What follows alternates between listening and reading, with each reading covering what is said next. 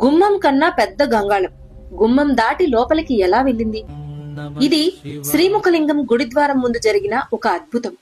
పూర్వం కుమ్మరి నాగన్న అనే భక్తుడొకరు తనకు పిల్లలు లేరని బాధపడుతూ ఉండేవాడు.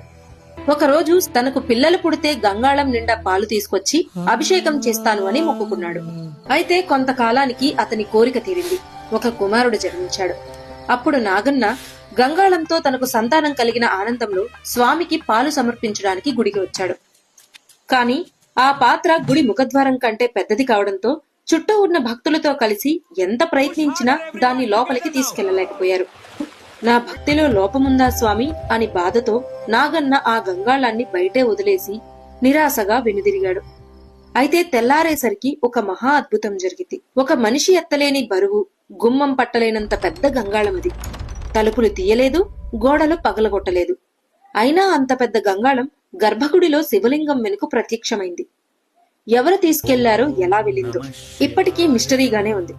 అందుకే ఇక్కడ సంతానం కోసం మొక్కుకుంటే తప్పక తీరుతుందని పాలు, బియ్యం, ధాన్యం, పండ్లు పోసి భక్తులు నమ్మకంతో మొక్కుకుని జరిగిన సంఘటనలు ఎన్నో. మీరు శివయ్య భక్తులైతే ఓం నమ శివాయ అని కామెంట్ చేయండి. ఇదే మన శ్రీకాకుళం శ్రీముఖలింగం మహత్యం. ఓం నమ శివాయ.